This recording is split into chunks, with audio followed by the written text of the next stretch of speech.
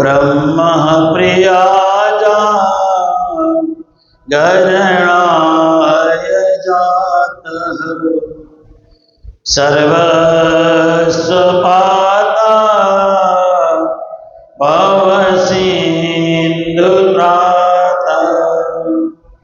विज्ञानदाता निजधर्मदाता दीनैकबन्धु शरणं प्रपद्ये।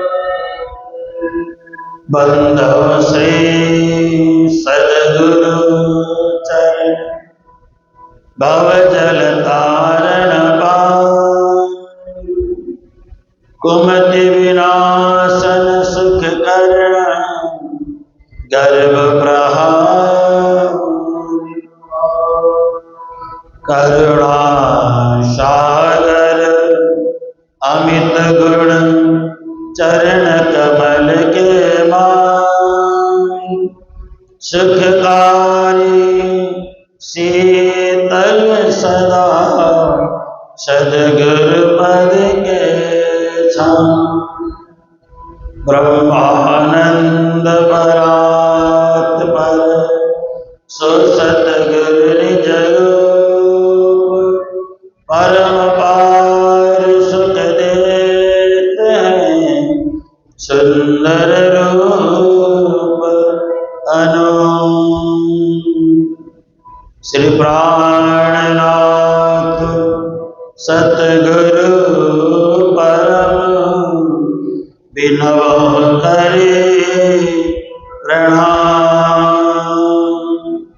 उगरहि विकट कपाट उर सुमिरत जिनके प्रथम लागू दो चरण को धनिये न छड़ायो छिन लात तले लाल एड़िया मेरे जीव के इन पांतले पड़े धन नजर खोलवातन पलनालु निरकानेत्रे मेरे जीव के यही जीवन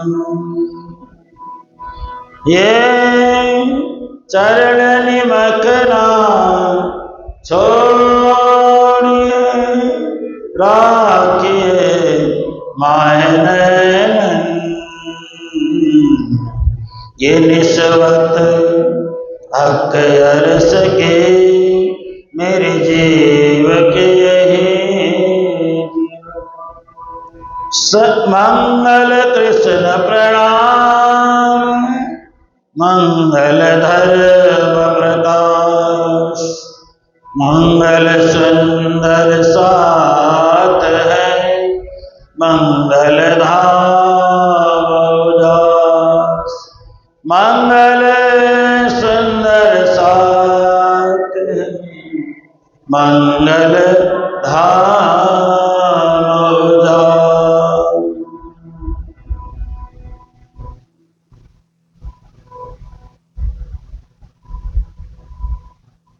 श्री राज चरणों के पास रखना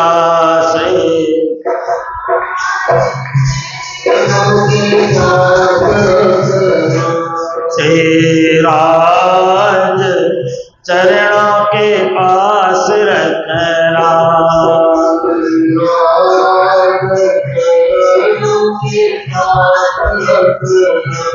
मेरे अवगुण सारे माफ करना मेरे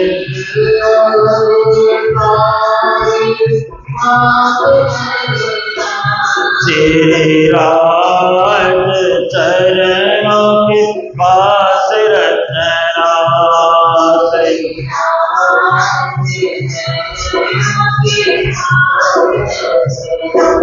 धनी धाम चरणों के पास रखना धनी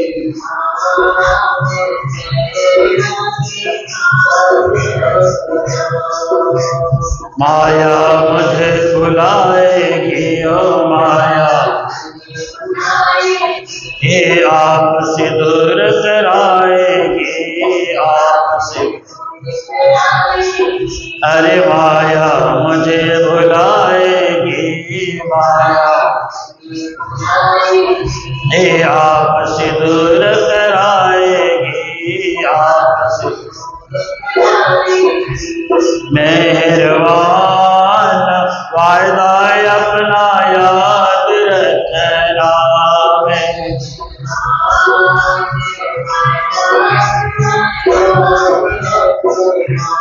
मेहरबान वायदा अपना याद रखना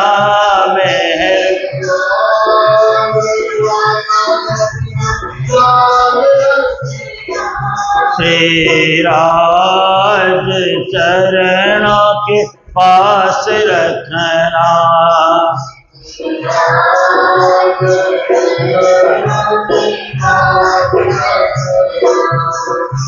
मोह ममता ने जकड़ लिया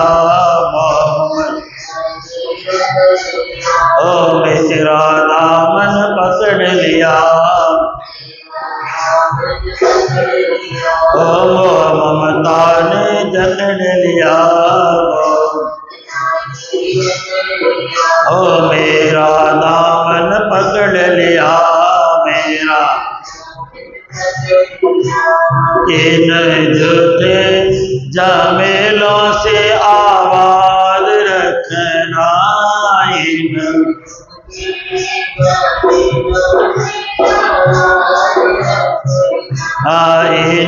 झूठे झमेलों से आवाज रखना इन झूठे झमेलों से आवाज रखना श्री राज चरणों के पास रखना श्री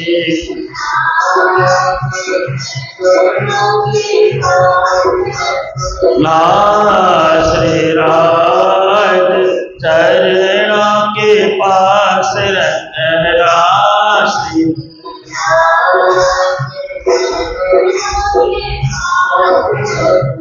श्री कृष्ण कन्हैया लाल श्री निजानंद स्वामी की श्री प्राणनाथ जी महाराज की महाराजा छत्रसाल की ब्रजभूषण जी महाराज की अपने अपने गुरुदेव की भारत के संतों की भारत के भक्तों की सर्व सुंदर साथ की रहे दीवान मऊ से अपनी सेना सहित ब्रजभूषण छत्रसाल बड़ी सिंधु समप्रीत बड़ी सिंधु समप्रीत परम आदरणीय सुंदर साहब जी माताएं बहनें आज बीतक चर्चा के प्रवचन के धीरे धीरे हम समापन की ओर बढ़ रहे हैं। बड़ा पावन अवसर है। एक महीने से आप हम सब बीतक प्रवचन का आनंद ले रहे हैं। इस बार ये ब्रजभूषण जी महाराज के बीतक ग्रंथ को लेकर के मैं बैठा हूं। बहुत सारी नई बात भी आप सबको सुनने का अवसर मिला। तो कल आपने सुना बैसाख का महीना आ गया, विक्रम संवत 1740 का समय है। श्री प्राणनाथ जी मऊ में छत्रसाल जी के साथ मुलाकात होती है। मऊ दो हैं, एक महू बांदा है, एक मऊ तिदुनी है। ये मऊ बांधा उत्तर प्रदेश और मध्य प्रदेश के बीच में पड़ता है, लेकिन मऊ तिदुनी मध्य प्रदेश में पड़ता है। प्राणनाथ जी छत्रसाल जी मिले, बड़ी सारी ज्ञान की बातें हुई।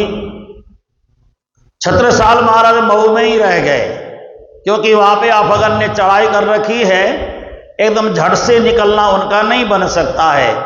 राजा महाराजा युद्ध करते हुए समय गुजारते थे।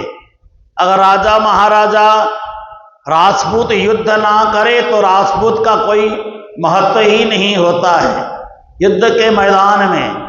देखिए शास्त्रों में कहा गया है,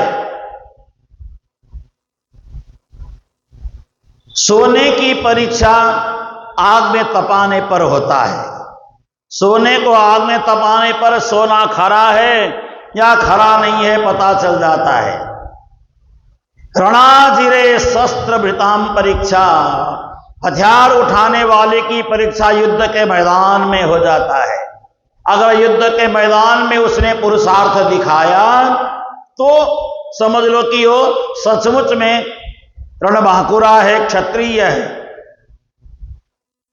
विपत्ति काले गृहिणी परीक्षा, घर में खाने को नहीं है, भोजन नहीं है, बच्चे बिलबिला रहे हैं भूख से, बड़ी परेशानी, अकाल पड़ गया है घर में, उस समय पत्नी की परीक्षा होती है। उस अवसर पर पत्नी पति को कितना साथ देती है, उसी से सच्ची पत्नी पतिव्रता नारी का पता चल जाता है। जैसे सुदामा जी की पत्नी सुशीला है ना, सत्यवान की पत्नी सावित्री, तो उस समय पता चलता है पत्नी अपने पति के लिए क्या क्या कर सकती है। और विद्यावताम भागवते परीक्षा, यह व्यक्ति विद्वान है या नहीं है, अगर ये जानना है तो उसकी भागवत कथा सुनने से पता चल जाता है। और अब भागवत में प्रवचन सुना रहा है हिंदी में, सारी बातें जो आम लोग सुनाते हैं तो सोचो कि ये कोई ज्ञानी नहीं है। श्लोक की व्याख्या सुना रहा है तो सोचो कि ये व्यक्ति ज्ञानी है। बिना श्लोक पढ़े भागवत नहीं होती है।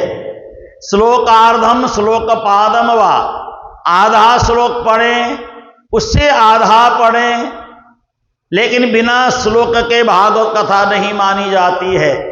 पूरी भागवत कथा करें लेकिन श्लोक तो एक भी नहीं बोला, बिना श्लोक के भागवत कथा का क्या महत्व है। ऐसे छत्रसाल महाराज भी रणबांकुरे हैं।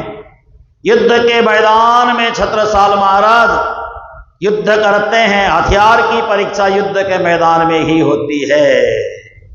इसलिए मैं आप सबको कहना भूल गया, राखी का दिन था ना कल, राखी के दिन हमारे भाइयों को एक काम करना चाहिए था, अब तो था हो गया, अगले साल कर लेना। सभी भाइयों को कहना हमारे घर में आओ तो राखी के साथ एक एक तलवार जरूर लेके आना भेंट करने के लिए। हर राजपूत के घर में एक एक तलवार होना चाहिए। और बहन भी बदले में क्या दे, मेरे भाई तुम्हें मेरी रक्षा करते समय इसकी जरूरत पड़ेगी, ये तलवार मेरी ओर से लेके जाओ, मेरे को बचाने के लिए आपकी जरूरत पड़ेगी। क्योंकि प्राणनाथ जी ने छत्रसाल जी को क्या दिया, रक्षाबंधन के दिन तलवार भेंट किया था। देखो, तो तलवार देना चाहिए। रक्षा कैसे करें, कुछ तो हथियार देवे ना, तो तलवार दे करके अपने भाई को कहना ये तलवार पकड़ लो और संकट आए तो तुम यही लेकर के आ जाना हमारी रक्षा करने के लिए। तो ये अगले साल से अपन शुरू करेंगे यही कार्यक्रम। कोई नहीं बांटेगा तो मैं बांटूंगा या तलवार लेके आऊंगा 100-200, और आप सब राखी मेरे को बांधना, मैं आपको तलवार दे दूंगा एक एक। वृंदावन बिहारी लाल की। जिस राजपूत के घर में हथियार न हो वो राजपूत ही कैसा राजपूत है। हर राजपूत के घर में हथियार होना चाहिए। राजपूत के घर में तो हो ही हो, हर ब्राह्मण के घर में, हर क्षत्रिय के घर में, हर हिंदू के घर में हथियार होना चाहिए। हथियार की पूजा होनी चाहिए, हर साल हथियार की पूजा होनी चाहिए, ताकि उस हथियार को सुरक्षित रखा जाए और प्रतिदिन उसमें धार लगा करके रखना चाहिए। क्या पता किस समय उसकी आवश्यकता पड़ जाए, किस समय दुश्मन लोग हम पर हमला कर देवें। दुश्मन से बचने के लिए सारी तैयारी रखनी चाहिए। अपनी बहन बेटियों की रक्षा के लिए सारी तैयारी रखनी चाहिए। देखिए छत्रसाल महाराज मऊ में रह गए और श्री प्राणनाथ जी और मजली रानी ये सब वहां प्राणनाथ जी देव सब। अब देखिए मजली श्री बाईजू राज ने मजली रानी बोधी, पक्की कीनी समझ है लई सवन में सोधी। बाईजू महाराज ने छत्रसाल जी की मजली रानी को समझाया, ज्ञान की बातें समझाई। छत्रसाल जी की कितनी रानियां थी? 52 रानियां थी, 52। राजा हैं तो राजा महाराजा के साथ समझौता के तहत कन्या लोग दे देते हैं। उनकी 52 रानियां थी। जहां जहां समझौता होता गया, किसी ने बेटी दे करके, किसी ने रिश्ता बना करके छत्रसाल जी के साथ समझौता किया। 52 ने लड़ाइयां लड़ी, सभी लड़ाई छत्रसाल जी ने जीता और उनके पास उनकी पत्नियां भी 52 थी, लेकिन रानी उनकी एक ही थी, मजली रानी। मजली रानी बड़ी समझदार, बड़ी ज्ञानी है और सब रानियां तो थी, लेकिन मूल रानी मजली रानी है। उनको तारतम्य का ज्ञान देव इन्होंने बाईजू महाराज ने समझाया और वहां से श्री प्राणनाथ जी पन्ना आ गए। पन्ना आकर के रहने लग गए। देवकरण जी, छत्रसाल जी वहीं रह गए, मऊ में ही रह गए। अब ऐसा करते हुए एक दिन की बात है, एक दिन की बात है, भोजन का समय हो गया। छत्रसाल महाराज प्राणनाथ जी पन्ना में रह रहे। कहां पे रह रहे? अमराई घाट में, जहां पे आम का बगीचा है, वहां श्री प्राणनाथ जी रह रहे हैं। देखिए, और वहां कनातें लगी हुई है, एक भोजन के लिए, एक सत्संग प्रवचन के लिए सारी व्यवस्था है वहां पे। और भोजन का जो कनात लगा है, वहां भोजन की व्यवस्था होने लगी।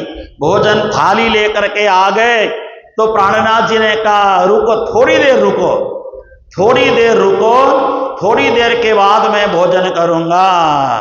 मुझे ऐसा लग रहा है छत्रसाल पहुंचने वाले हैं, मुझे ऐसा लग रहा है।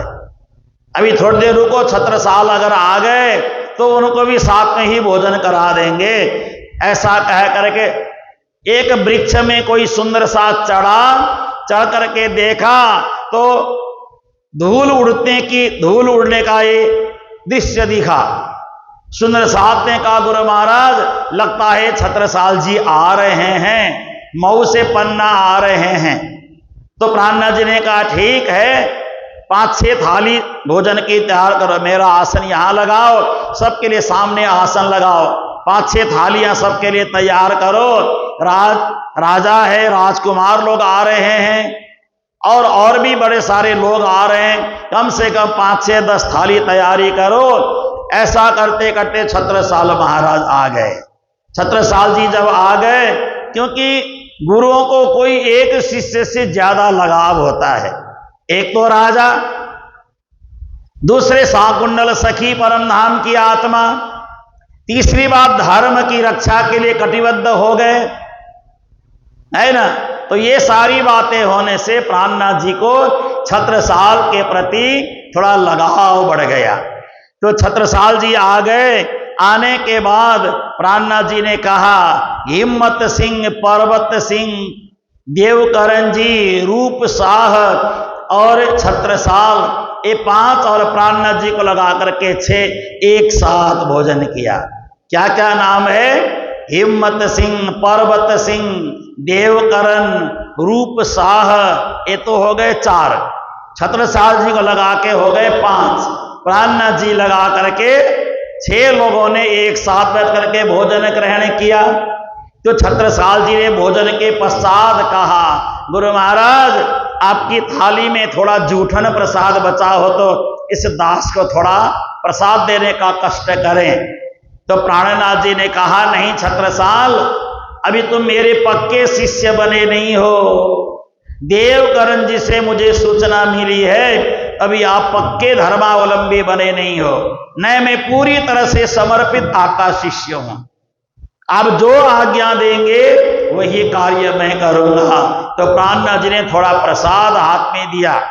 गुरु महाराज का प्रसाद प्राप्त करने के बाद अब छत्रसाल महाराज ने पन्ना में जो अमराई घाट से प्राणनाथ जी को पालकी में चढ़ा करके चोपड़ा की हवेली में ले आने का मन बनाया। तो श्री प्राणनाथ जी को एक पालकी सजाई गई। पालकी पर प्राणनाथ जी को विराजमान करवाया और चारों लोगों ने मिलकर के प्राणनाथ जी की पालकी कंधे में उठाई। कंधे में उठा करके धूमधाम से भजन गाते हुए सुंदर साध सब मिलकर के जयकारे लगाते हुए पन्ना में चोपड़ा की हवेली की ओर, वहां बहुत बड़ी हवेली बनी थी पहले, अब वो हवेली टूट गई, बिखर गई है, उस हवेली की ओर लेकर के आए। तो आते समय बड़ा सुंदर एक संकीर्तन गाते हुए आए। तो आइए एक छोटा सा संकीर्तन आप हम सब मिलकर के गाएं। हमारी साध्वी जी पहले गाएंगी, पीछे पीछे आप हम सब गाएंगे। तब तक प्राणनाथ जी की सवारी निकल करके चोपड़ा की हवेली की ओर आ रही है। आइए गुरु महाराज की यात्रा की सवारी में एक छोटा सा भजन संकीर्तन कुछ भी गाया जाए, जिससे प्राणनाथ जी की यात्रा चोपड़ा की हवेली तक पहुंच जाए। श्री राम जय राम जय श्री राम जय राम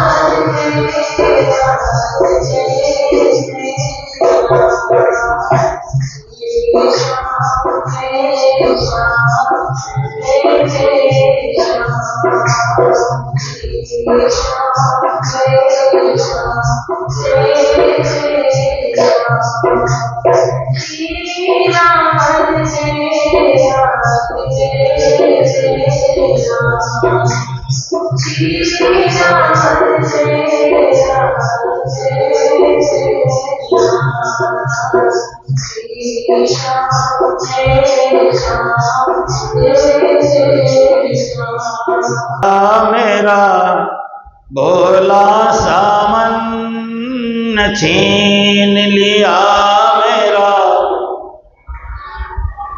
छीन लिया मेरा भोला सामन, छीन लिया मेरा राधा रमण प्यारो राधा रमण, राधा रमण प्यारो छीन लिया मेरा भोला सामन, छीन लिया मेरा राधा रमण प्यारो राधा रमण, राधा रमण गोकुल का ग्वाला ब्रज का कन्हैया,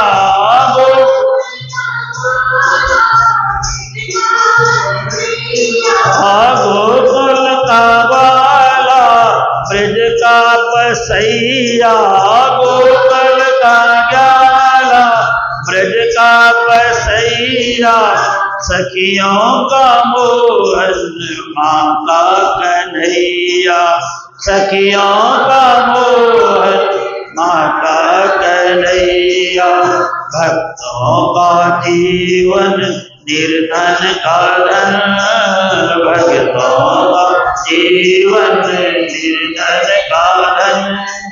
राधा रमण प्यारो राधा रमण, राधा रमण प्यारो राधा रमण। छीन लिया मेरा भोला सामन, छीन लिया मेरा राधा रमण प्यारो राधा रमण, राधा रमण प्यारो राधा रमण, राधा रमण प्यारो राधा रमण, राधा रमण प्यारो राधा रमण, राधा रमण प्यारो रमन। छीन लिया मेरा भोला सामन, छीन लिया हे राधा रमन प्यारो राधा रमन, हे राधा रमन। जाकर के देखा मंदिर के अंदर, जा अरे जाकर के देखा मंदिर के अंदर, जा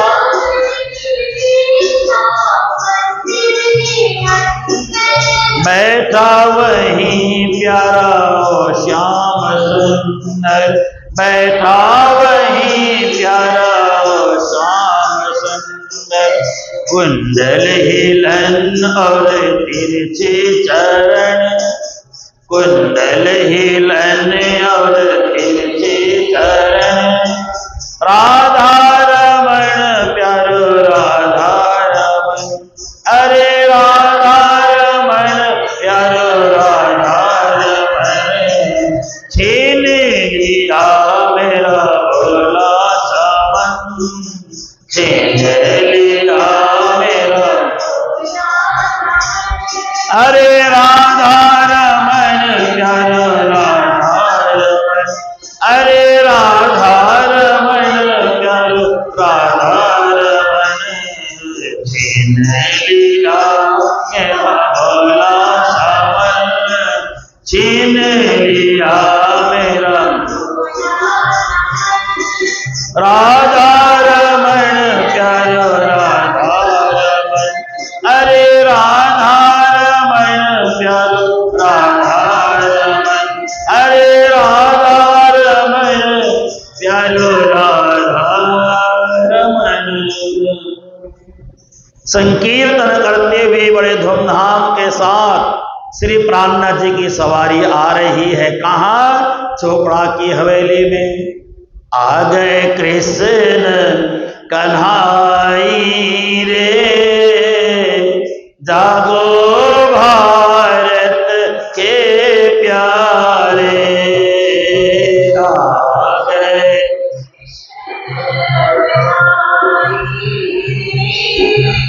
जागो भारत के प्यारे, मन के मन से बजाई रे, जागो भारत के प्यारे।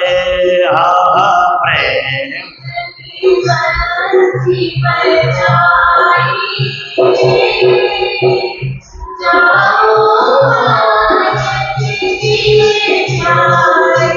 अब दरवाजे के पास आ गए प्राणनाथ जी की सवारी लेकर के। पालकी में गुरु महाराज को विराजमान करवाया है। मैंने सुना है कभी कभार गुरु महाराज मंगलदास गुरु जी को कहीं कहीं ले जाते थे लोग पहाड़ों में। जब थोड़ी सी उम्र हो गई तो पहाड़ों में चला नहीं जाता है, तो पहाड़ों के सुंदर साथ गुरु महाराज को पालकी में ही उठा के ले जाते थे।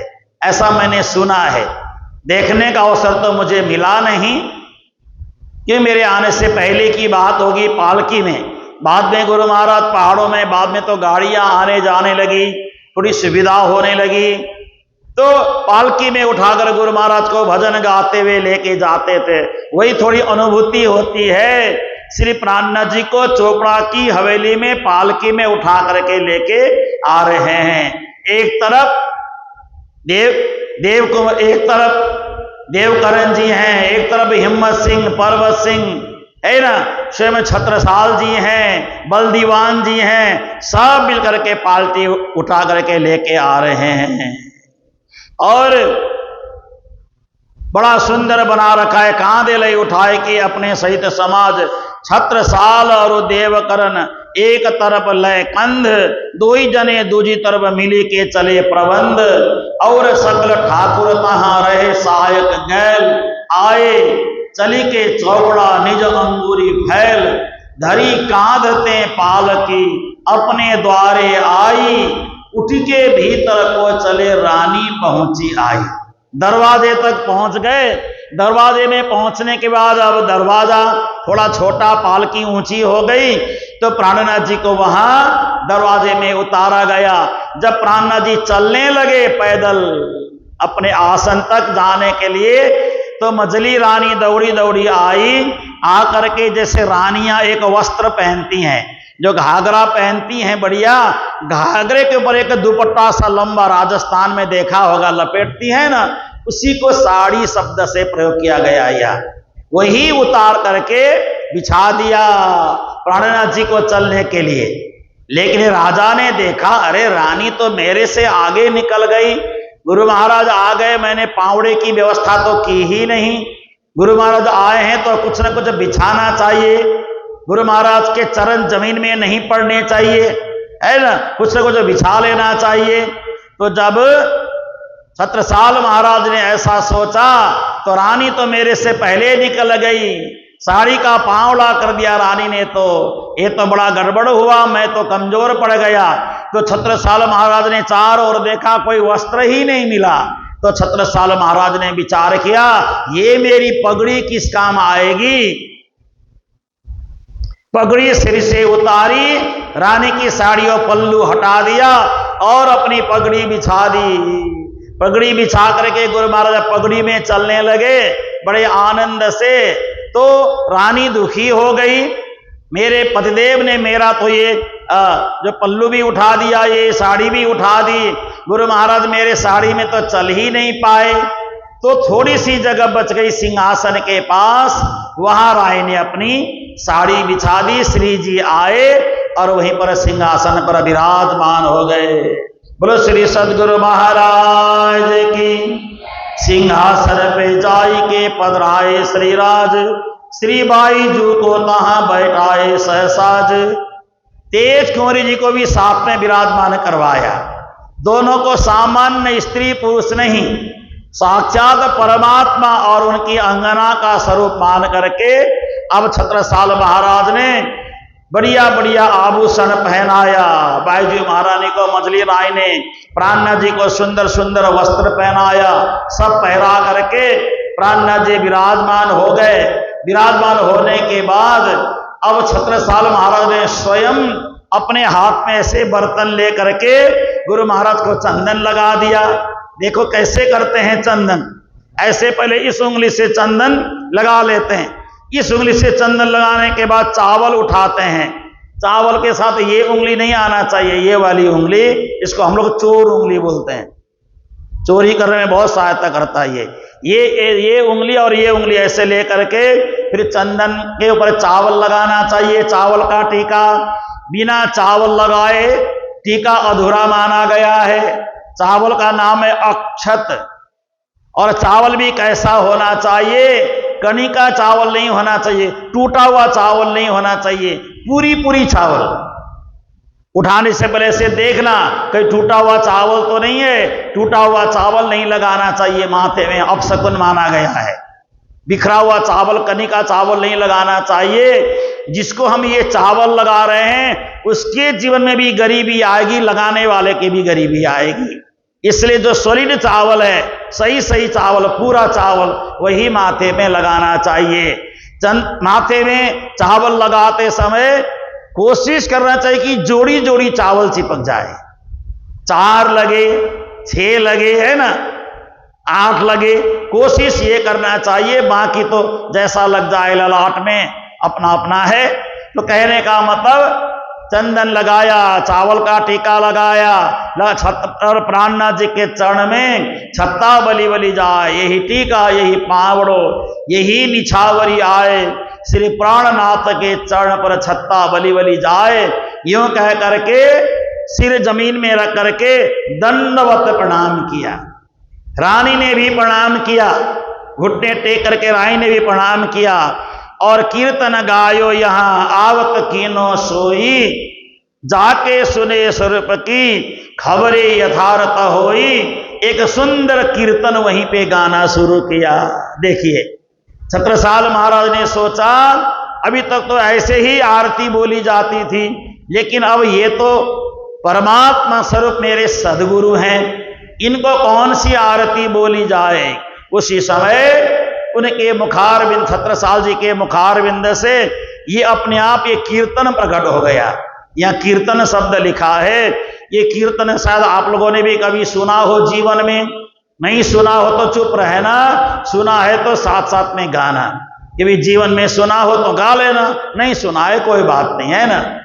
पूर्ण ब्रह्म ब्रह्म से न्यारे, आनंद अखंड अपार, शिव सनकादि आदि के चित शेषन पावे पार, अगम जानी के निगम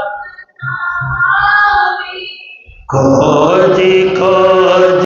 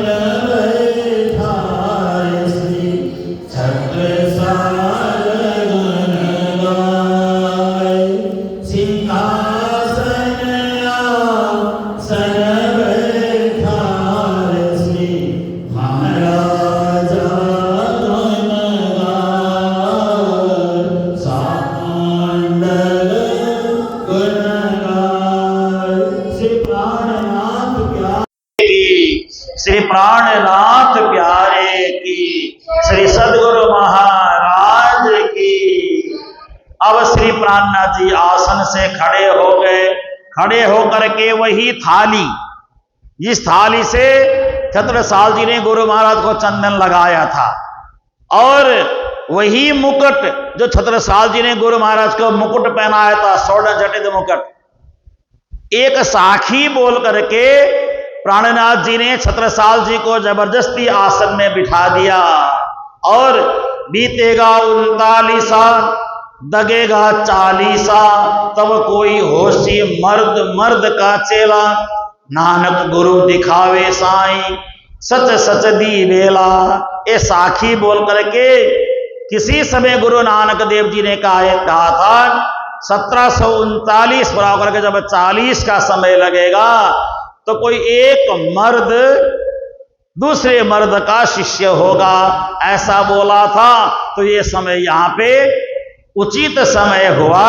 उसी को बोल करके श्री प्राणनाथ जी ने आसन में छत्रसाल को बैठाया, चंदन लगाया और चावल चौड़े। उसके बाद मुकुट, अपना जो मुकुट है छत्रसाल जी को पहनाया।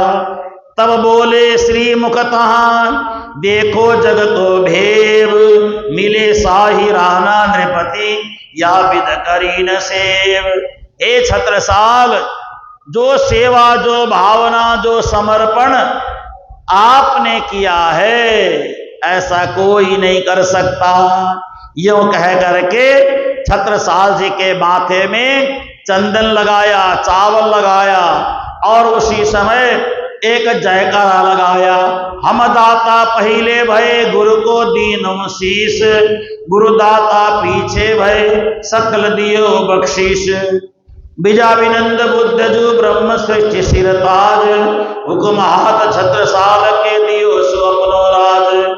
साकुंडल शोभा भई प्रगट भई पहचान, छत्रसाल छत्ता भय छिपे सकल सुरतान।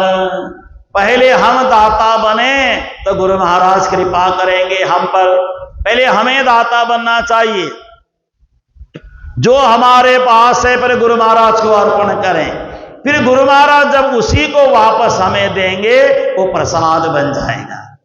आप या मंदिर में कभी हलवा लेके आओ, कभी केले लेके आओ, कभी संतरे है ना, कभी सेब लेके आओ, कभी जो मर्जी लेके आओ फल, लेकिन यहां से जब पुजारी जी भोग लगा करके देते हैं तो आपको क्या देते हैं? हलवा नहीं देंगे, प्रसाद बना के लौटाएंगे। केला नहीं देंगे, केले का प्रसाद बन करके वापस आपके पास आएगा। सेब नहीं मिलेगा, सेब का प्रसाद होगा। ऐसे ही गुरु महाराज को अर्पण करें तो गुरु महाराज प्रसाद बना करके आप ही को दे देंगे। हमने क्या करना है? हम कहां ले जाएं? धन संपत्ति हम उठा करके कहां ले जाएंगे? जो है सब यहीं रहना है, हमें उसका करना भी क्या है? जो मिले सो यहीं समर्पण कर देना चाहिए। भोग तैयार है ना।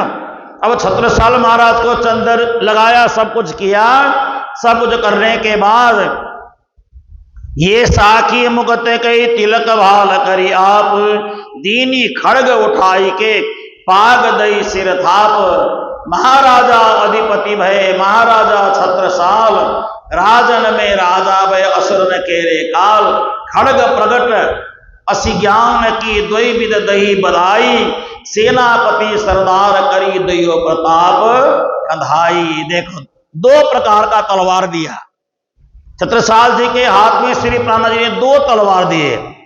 एक तलवार दिया असुरों का संहार करने के लिए, हे छत्रसाल ये तलवार इसलिए दे रहा हूं, इससे असुरों का संहार करना है। और ये दूसरा तलवार इसलिए दे रहा हूं, ये ज्ञान का तलवार, इसको अज्ञानी लोगों को ज्ञान बांटना है। जहां ज्ञान की आवश्यकता पड़े वहां ज्ञान बांटना, जहां तलवार की आवश्यकता पड़े तो तलवार का प्रहार करना। ये श्री प्राणनाथ जी का आदेश है छत्रसाल जी को। तो छत्रसाल जी को जो आदेश मिला तो हमें भी मिला, समझ लेना चाहिए। हमें भी ज्ञान भी, शस्त्र और शास्त्र दोनों हमें साथ में रखना है। आपने सुना होगा ना, एक बड़े प्रतापी प्रचंड ब्राह्मण हुए, उनका नाम है परशुराम जी महाराज। भगवान परशुराम जी महाराज, इदम ब्राह्मम इदम क्षात्रम श्रापादपि सरादपि। एक हाथ में तो उनके क्या है? फरसा, एक हाथ में वेद। जो वेद से बात करता है, वेदों से समझाते हैं, जो वेदों की भाषा नहीं मानता उसको फरसा से खत्म कर देते हैं। इसलिए हम सब हिंदुओं को अपने घर में हथियार रखना चाहिए। हथियार भी रखो, भागवत भी रखो, हथियार भी रखो, वाणी भी रखो, हथियार भी रखो, साथ में वेद भी रखो। दोनों शस्त्र शास्त्र दोनों हमारे घर घर में होना चाहिए। ज्ञानी व्यक्ति आए भागवत से बात करेंगे, अज्ञानी आए अगर हमें हमला करने के लिए कोई आता है तो हम भी हमला करेंगे। क्योंकि महात्मा गांधी ने जो कहा, एक गाल पे थप्पड़ मारो दूसरा गाल आगे कर दो, वो जमाना चला गया। वो नपुंसकों का जमाना था, अब नपुंसकों का जमाना नहीं है, अब हिम्मत वालों का जमाना आ गया है ना। तो एक गाल का दूसरा गाल करे, दोनों गाल में थप्पड़ पड़ेगा, फिर क्या करोगे? फिर तो गर्दन ही उड़ा देगा। जिनके दिल में रत्ती भर दया नहीं है वो गाल में थप्पड़ मार करके संतोष कभी नहीं होगा, गर्दन काट के ही संतोष होगा उसको। जब तक गर्दन नहीं उड़ाएगा तब तक संतोष नहीं होगा। उसके सामने मान लो सामने से सिंह आ गया, आपको बता रहा हूं, शेर आ गया, बड़ा भयंकर शेर, तो क्या करोगे? शेर मुझे खा ले बोलोगे या भागोगे? है ना? हथियार है तो हथियार का प्रहार करोगे। अगर सामने से लोमड़ी आती है, सामने से ये होते हैं ना एक मरा हुआ जानवर खाने वाले, क्या बोलते हैं उनको? चैं चैं करके चिल्लाते हैं, क्या बोलते हैं उनको? हाँ, तो ऐसे जानवर अगर आ जाए सामने तो क्या करोगे? लो मेरे को खा लो बोल के जमीन में पड़ जाओगे। क्या करोगे उस समय? तलवार लेकर के दौड़ना पड़ेगा। सामने शत्रु आए तो शत्रु के साथ मुकाबला करना सीखना चाहिए। शत्रु नहीं है, कोई मित्र बन के आता है तो दोनों बाहें फैला करके गले मिलो। शत्रु आता है तो दोनों हाथ में तलवार लेकर के आगे बढ़ो। यही तो हमें शिक्षा लेनी है। और ये शिक्षा आज नहीं लेंगे तो आने वाले 20-30 सालों के बाद तब आपको याद आएगी, संत महात्मा तो कहते थे हम होशियार नहीं हुए, हम ही कमजोर हो गए, हमने ही ध्यान नहीं दिया, गलती हमारी ही है। लेकिन उस समय पछताने से क्या होगा? तुलसीदास जी ने लिखा है ना, काबर सा जब कृषि सुखाने, समय बीत पुनि का पछताने। तुलसीदास जी कहते हैं खेती करने वाला व्यक्ति बरसात के दिनों में सोता रहा, बरसात पूरी हो गई तो खेती करने के लिए हल लेकर के चल पड़ा। वही हाल हमारा होने वाला है। ध्यान देना माताओं बहनों बंधुओं, हमें सजग रहना चाहिए हर प्रकार से। ये छत्रसाल जी को जो प्राणनाथ जी ने तलवार दिया है, सोचो हम सभी प्रणामियों को तलवार दिया है। हम सब इसके लिए तैयार रहना चाहिए। धाम धनी के चरण पर निश्चय जिहि उरान, छत्रसाल ती पर सदा तन मन धर कुर्बान। जो धाम धनी समझ करके प्राणनाथ जी की बातों को समझता है, छत्रसाल उस पर तन मन धन कुर्बान करने को तैयार है। इसके बाद अब श्री प्राणनाथ जी को भोग आरोग आया। आइए, भोग रख दिया गया है। चलो अब हम यहां से भोग बोलते हैं, आप हम सब मिल करके भोग बोलेंगे। बाई आंख बेर बेर भर के जिया हर से मेरो भारी, बाई आंख मेरी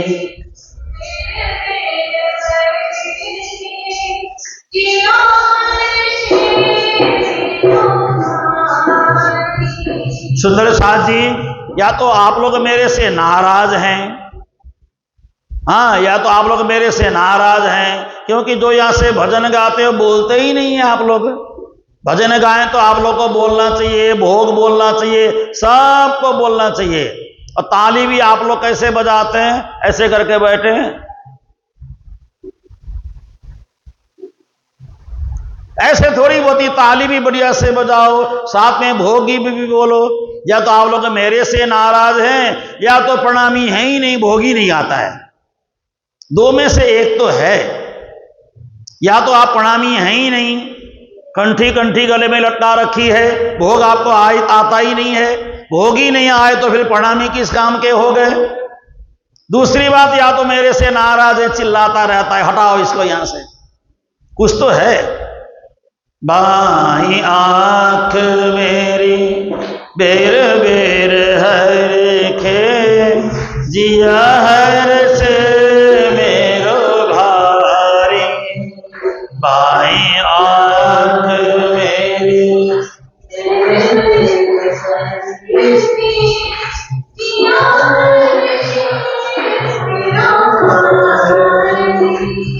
अनैच्छित कलि युग निकंदन, आए श्री नित्य बिहारी। अनैच्छित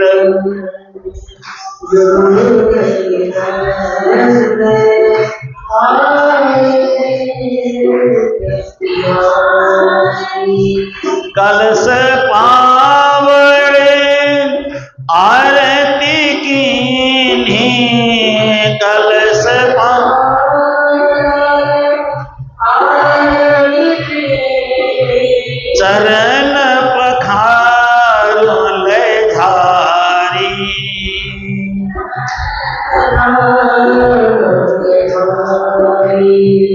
धन मन जीव निछावरी कीन्हे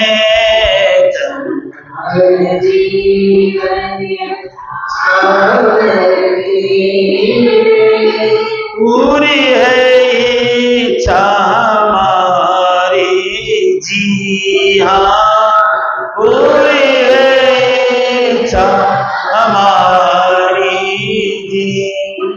बहुपतवान मिठाई मेवा, बहुपत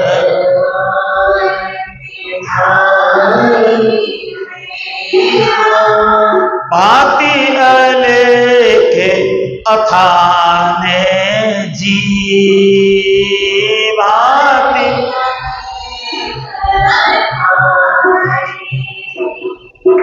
करी है रसोई सट रस रुचि के, करी है रसोई थाल परोसी ले आने जी, थाल परोसी ले भोग लग्यो श्री धाम धनी जी को, भोग लग्यो श्री राज श्यामा जी को, भोग लग्यो श्री राधा कृष्ण जी को, भोग लग्यो श्री पूर्ण ब्रह्म जी को, भोग लग्यो श्री सच्चिदानंद जी को, भोग लग्यो श्री सद्गुरु साहेब जी को, भोग लग्यो श्री प्राणनाथ प्यारे जी को, भोग लग्यो श्री सुंदर साथ जी को, हाथ अबीर धुलाए जी हाँ, हाथ अबीर धुलाए जी। बैठा आछे पलिका पर, बैठा आछे पलिका पर, करी करी पान खवाओ जी, करी करी पान खवाओ जी। राखो मैं रसिक रमाई आप घर, राखो मैं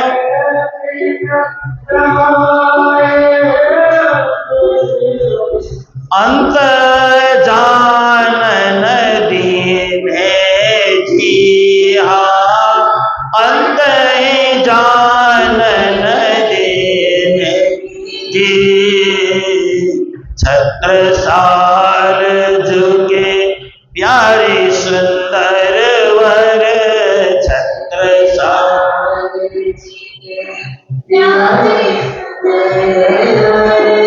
भांति भांति सुख लीने जी, भांति भांति सुख लीने जी।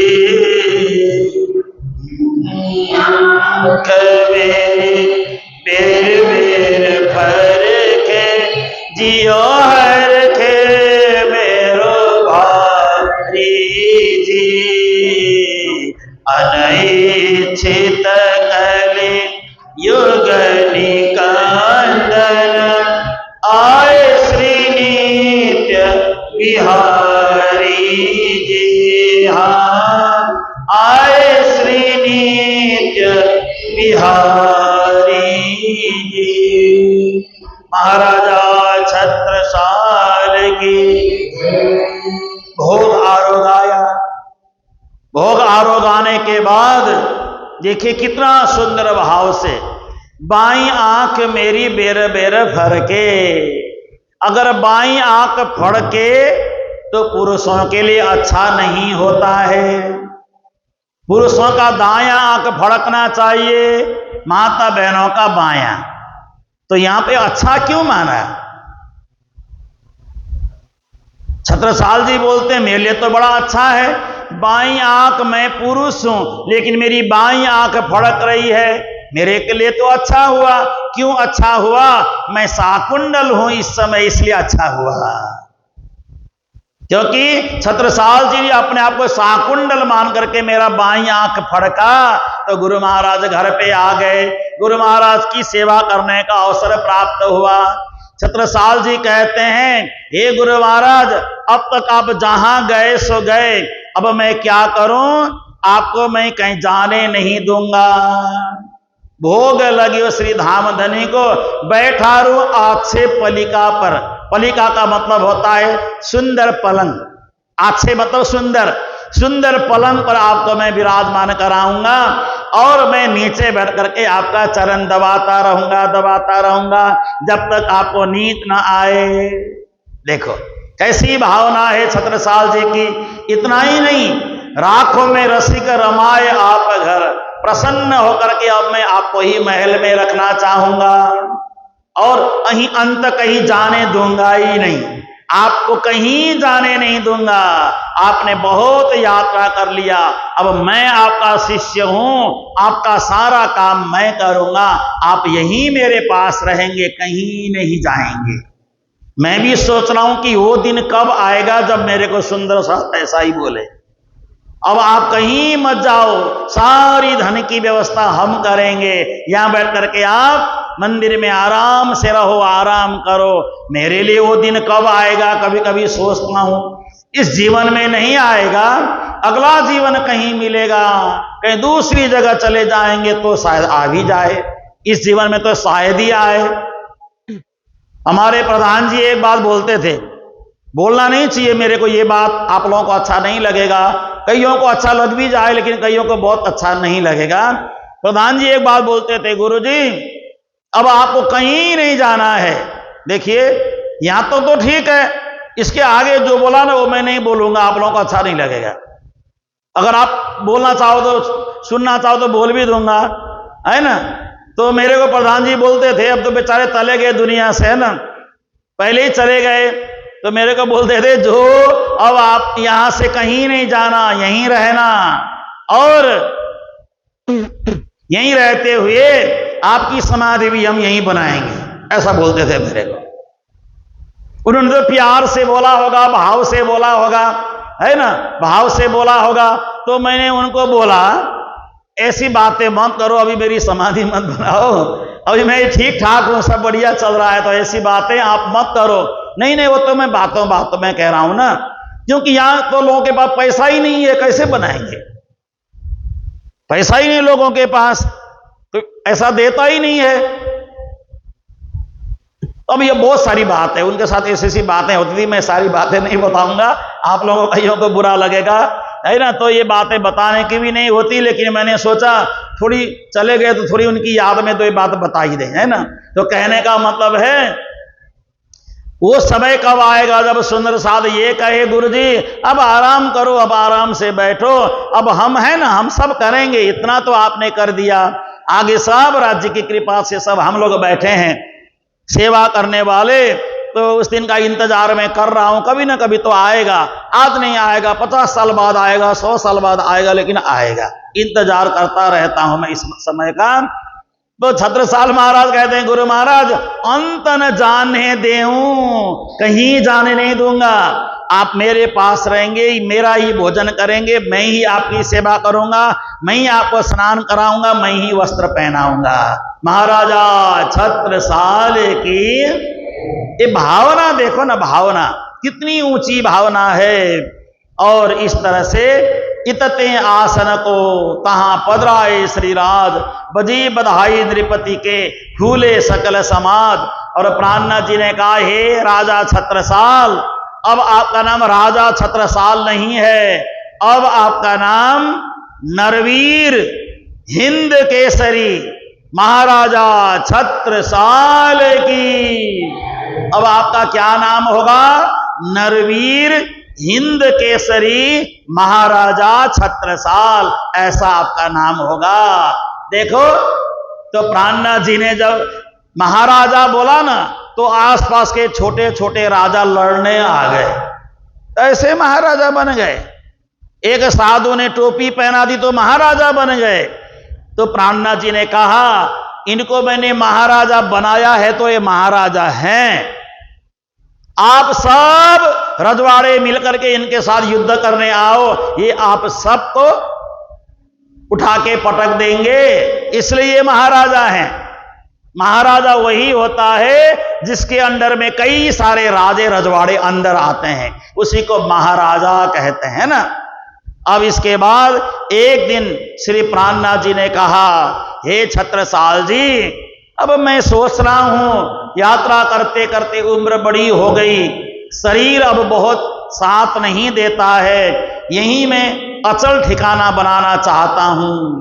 अब वहां से छत्रसाल महाराज ने प्राणनाथ जी को अंदर महल में ले गए। महल में ले जाकर के प्राणनाथ जी को और बड़ी सारी चीजें अर्पण किया, बहुत सारी सुंदर सुंदर वहां पे बात हुई। और ऐसा करते करते एक दिन श्री प्राणनाथ जी को फिर राजाओं ने, राजकुमारों ने पालकी में बैठा करके एक झंडा आगे आगे लेकर के चल पड़े, लंबा सा झंडा, और निजानंदीय झंडा लेकर के चल पड़े। हे गुरु महाराज, आप जो जगह आपको पसंद आए इशारा करना, वहीं पे झंडा गाड़ेंगे, हम वहीं पे झंडा गाड़ेंगे। प्राणनाथ जी के आगे निजानंदीय झंडा है, प्राणनाथ जी पालकी में सवार हैं, राजे महाराजे उनके साथ चल रहे हैं गाजे बाजे के साथ।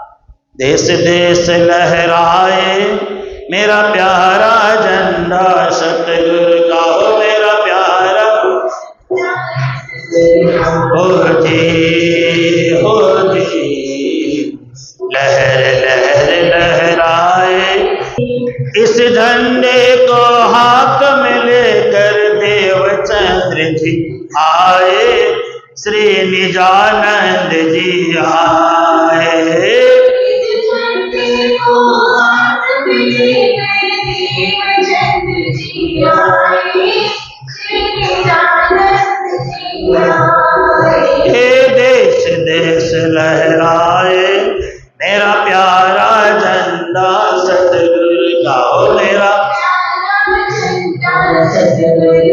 और इस झंडे को हाथ में लेकर प्राणनाथ जी आए, श्री प्राणनाथ जी आए।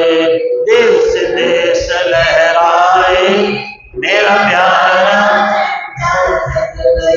ओ मेरा प्यारा, इस झंडे को हाथ में लेकर छत्रसाल जी आए, श्री छत्रसाल जी आए।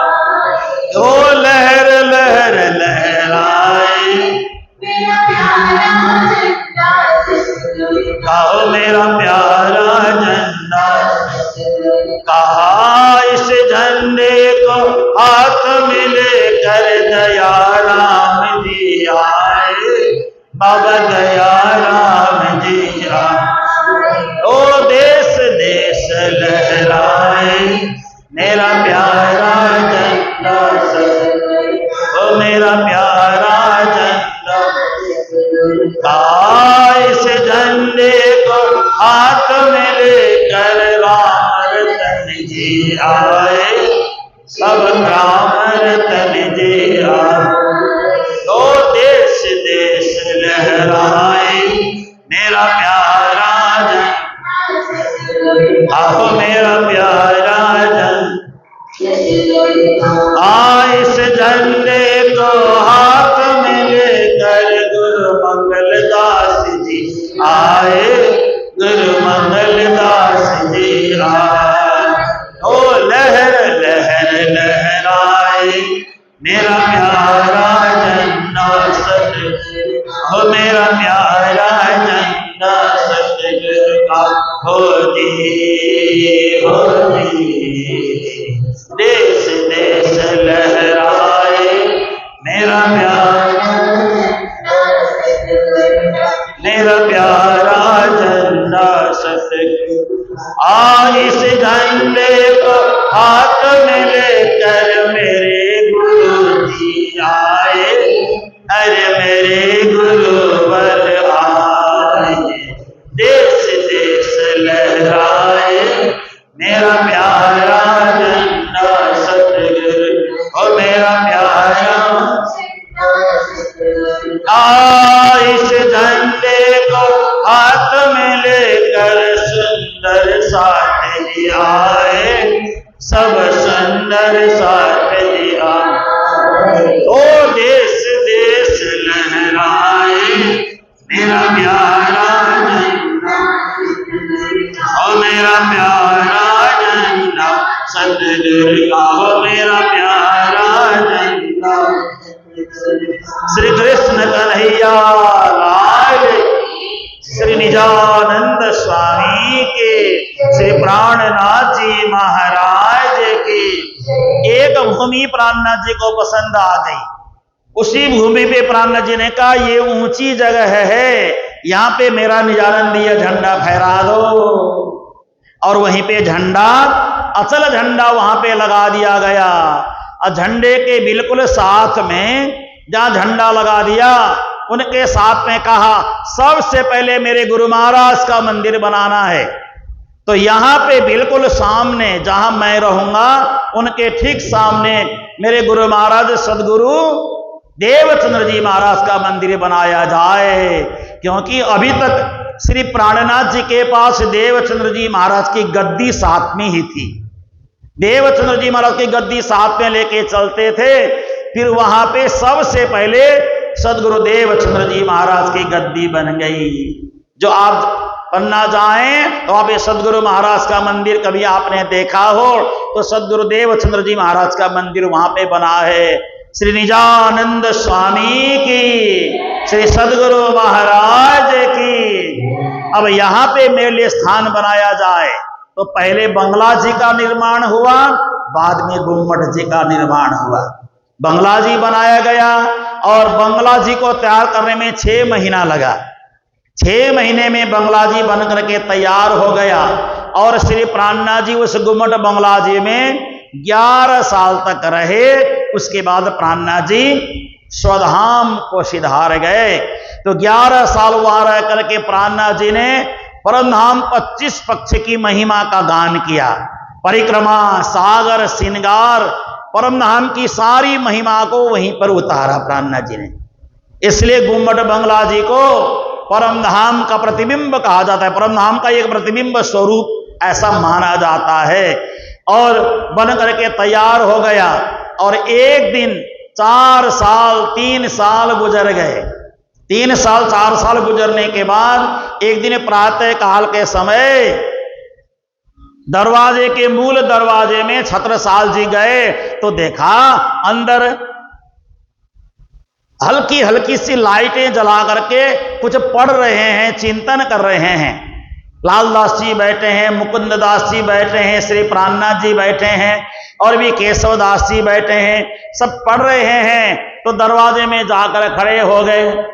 खड़े होकर के कहा जाऊं या ना जाऊं। देखिए समझदार व्यक्ति सीधा कमरे में नहीं घुसता है, ज्यादा समझदार व्यक्ति बिना पूछे घुस जाता है। और ना समझ तो मैं बोल नहीं सकता, वो ज्यादा समझदार हैं, बिना पूछे हुए सीधा ही चले जाते हैं। ढूंढते ढूंढते कहाँ है, यहाँ तो नहीं है, चलो ऊपर होंगे, इधर होंगे, उधर होंगे, सीधा ही घुस जाते हैं। तो कभी भी कमरे में, किसी के भी कमरे में बिना पूछे नहीं जाना चाहिए, सोच समझ करके जाना चाहिए, है ना। और कभी भी अंदर जाते समय दरवाजा दस्तक दे करके जाना चाहिए। वापस लौटते समय दरवाजा खींच करके जैसा था वैसा ही बंद कर देना चाहिए। लेकिन हमारे यहाँ परंपरा है धड़ाम से दरवाजा खोल के जाएंगे और वापस लौटते समय दरवाजा बंद ही नहीं करेंगे। ये हम ज्यादा समझदार हैं ना, इसलिए हम ऐसा कर देते हैं, है ना। तो कई बार लोग सीधे ही कमरे में घुस जाते हैं, सीधे ही। कहां हो, सीधे ही चिल्लाते हुए, कहां बैठे हो, चलो हम तो आ गए, यहीं पे आ गए। कई बार बंदा कहीं स्नान कर रहा होता है, बाथरूम में होता है, कपड़ा बदल रहा होता है, कुछ भी सीधे कहाँ हो बोल के घुस गए, है ना। तो ऐसा नहीं करना चाहिए। किसी के भी कमरे में XYZ, किसी के भी घर में, मैं इतने साल हुए ये बिल्डिंग बना हुआ, इतना साल मैं किसी बच्चों के कमरे में आज तक नहीं गया हूं। आपको अचंभा लगेगा सुनकर, किसी बच्चों के, पुजारी जी के, किसी के कमरे में मैं जाता ही नहीं हूं, कभी नहीं घुसता हूं कमरे में, कभी भी नहीं। आज तक मैं किसी के कमरे में इतना ताका झाकी करता हूं, न कमरे में घुसता हूं, न जा करके बात एक से देखते हैं ना कई बार कौन है अंदर, ऐसे में कुछ करता ही नहीं हूं। आज तक मेरा रिकॉर्ड नहीं है मैं किसी कमरे में ताका झाकी करूं। सामने से चलता हूं, फिरता हूं, लेकिन कमरे की ओर देखता ही नहीं हूं मैं। अगर मेरी जगह आप लोग हो तो दरवाजा सीधा खोल के सो रहा है तो उठ, मैं करता ही नहीं, ऐसा कभी भी नहीं करता हूं। पूछो सभी बच्चों को, चाहे कभी बेटियां बैठी हैं कमरे में, कभी बच्चे बैठे हैं, कुछ भी काम कर रहे हैं, सीधा कमरे में नहीं घुसना चाहिए, है ना। कमरे के अंदर घुसने का हमें आदेश नहीं है। बेशक कमरा हमने ही बनाया, लेकिन वो रहता तो उसी का है ना वो, इसलिए सीधा अंदर नहीं जाना चाहिए, है ना। अपना ही बच्चा तो है बोल के अंदर नहीं जाना चाहिए, जो मर्जी हो, अंदर कभी घुसना नहीं चाहिए। तो छत्रसाल जी दरवाजे में खड़े हो गए, जाऊं या ना जाऊं, जाऊं या ना जाऊं। तो छत्रसाल जी ने इशारा करके लालदास जी को बुलाया। लालदास जी को पूछा, मैं वहां आ सकता हूं गुरु महाराज के पास, गुरु महाराज से मिलने आ सकता हूं? उन्होंने कहा हाँ जरूर आ सकते हैं, आप आइए। जा करके गुरु महाराज से पूछ के अभी आपको मैं बताता हूं। जाकर प्राणनाथ जी को पूछा, छत्रसाल जी द्वार में खड़े हैं, आपसे मिलना चाहते हैं। प्राणनाथ जी ने कहा आने दो, तब अंदर गए। देखिए, तब जाके अंदर गए, अंदर जाकर के वहां जाकर के प्रणाम किया और बैठ गए।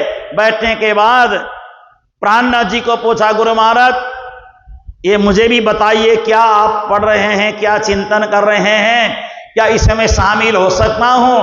तो उस समय प्राणनाथ जी ने कहा, हे छत्रसाल, तुम्हारे अंदर हिंदुत्व अच्छी तरह से भरा हुआ है, हिंदू धर्म, हिंदू संस्कार, हिंदू पद्धति, और हम यहां पे ये कुरान के रहस्य को खोलने का काम कर रहे हैं। कुरान में जो जो बातें लिखी गई उसके रहस्य को खोलने का काम कर रहे हैं। छत्रसाल जी ने कहा, कुरान में, कुरान की क्या आवश्यकता है हमें, ये तो राक्षसों का ग्रंथ है, तो दानवों का ग्रंथ है, ये तो दानवों का ग्रंथ है, इसमें क्या है? नहीं, इसमें भी बड़ी सारी बातें लिखी हुई है, जो अच्छी बातें हैं उसको हम इसमें से ढूंढ करके निकाल रहे हैं। जब ऐसा कहा तो उन्होंने कहा अच्छा ऐसा है, तो दो चार प्रमाण बोल के सुना दिया। तो श्री छत्रसाल महाराज ने कहा, अच्छा अगर यहां पे कुरान में हमारी बात लिखी है तो मुसलमान लोग क्यों अपने पास रखते हैं? फिर इनको तो कुरान पढ़ने का हक ही नहीं है, तो हमारा हक है।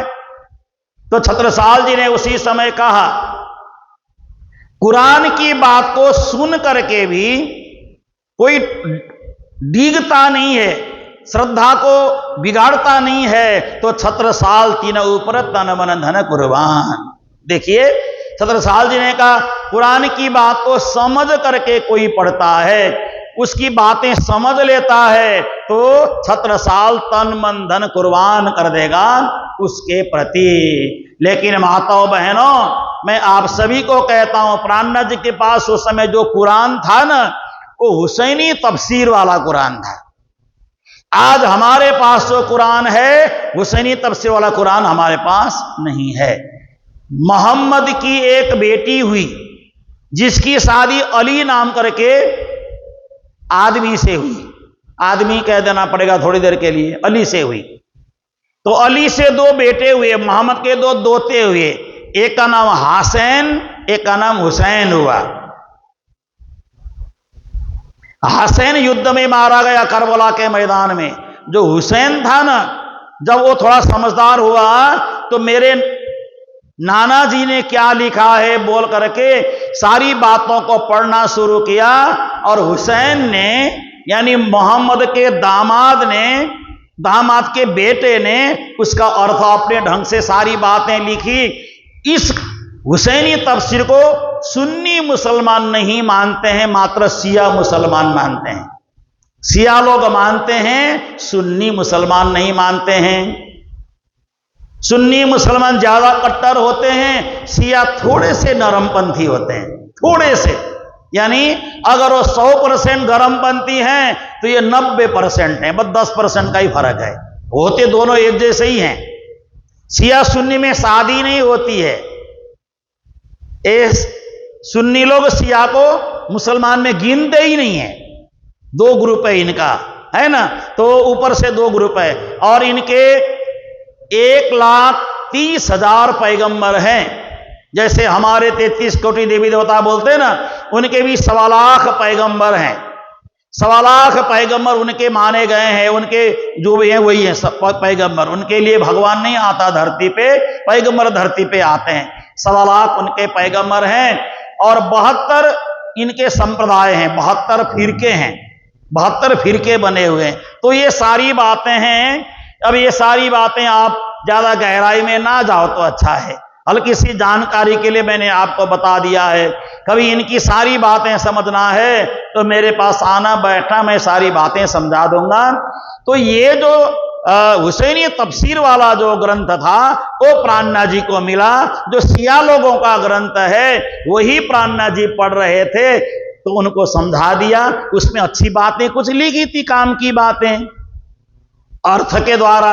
तो प्राणनाथ जी ने समझाया तो छत्रसाल जी ने कहा, हे गुरु महाराज, अगर इनमें हमारी बात है तो मैं डरना नहीं चाहिए, तो मैं औरंगजेब का गर्दन पकड़ करके आपके सामने ही गर्दन उसका उड़ा दूंगा।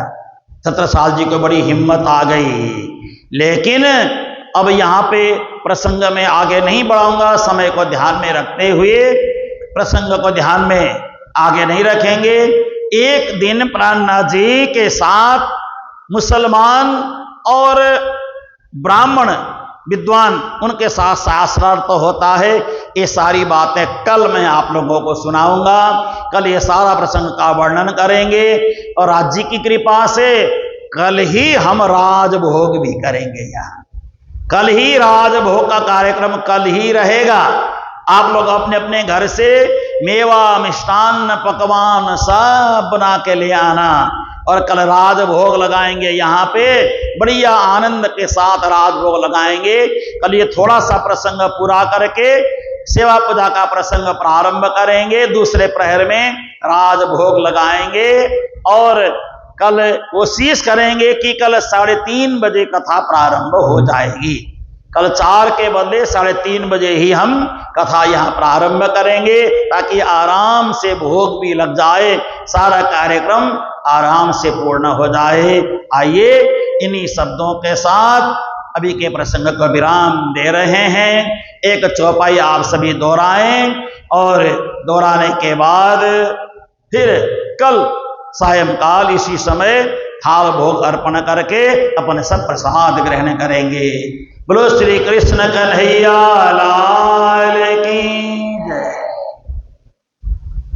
लाल दास विनती करी,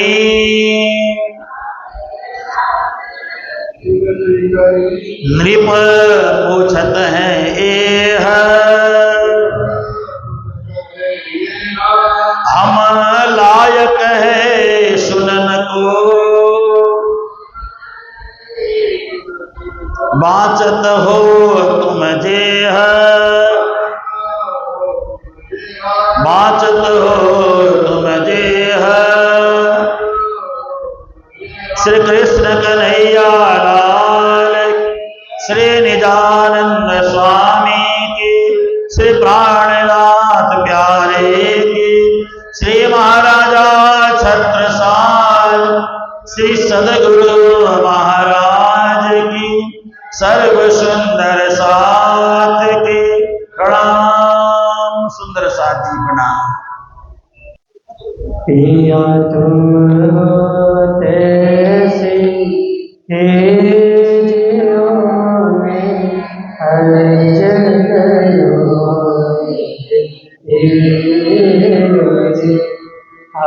हम जैसे तुम जियो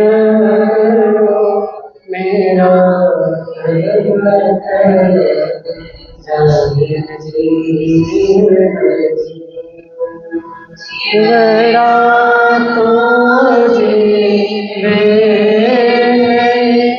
क्यों मेरे प्यास जी तुम बिना मैं किन सुख होगियो तुम मेरी आस जी आस मेराने तो करो पिया जो कोई दूसरा ये जी सभी पिया जी सारी लेना जाते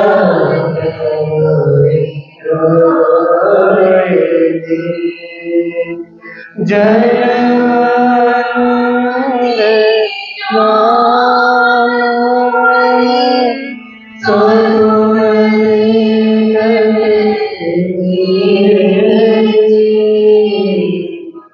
जब तुम देखा देखो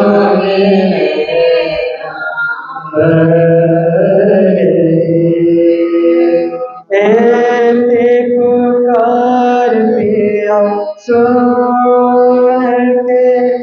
अगर करो तुम जिंदगी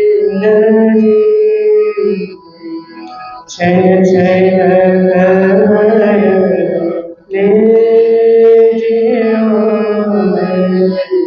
अर्ज करूं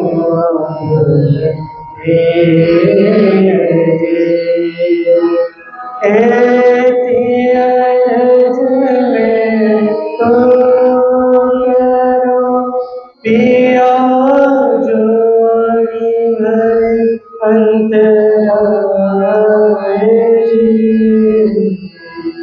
सोई अंतराय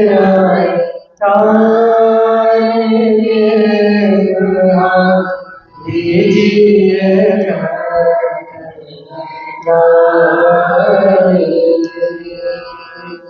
कंठ कंठ सो पिया कीजिए आस विलास जी वारण जाए श्री इंद्रावती पिया राखो मुझे पास तुम दुल्हा में दुल्हन पिया जानो बात इश्क से वार करो पिया सब रंग साक्षात सदा सुखदाता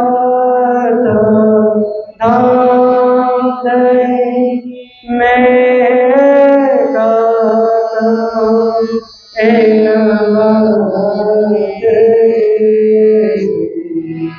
माम के जुगल स्वरूप वाले अंगना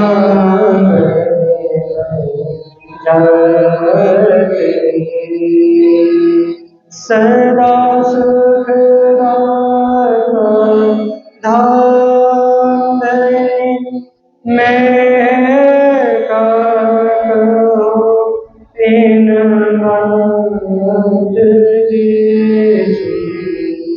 मामते जुगल स्वरूप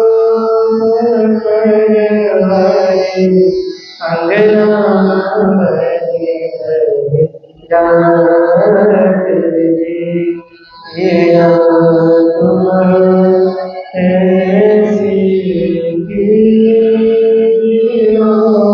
अर्ज करो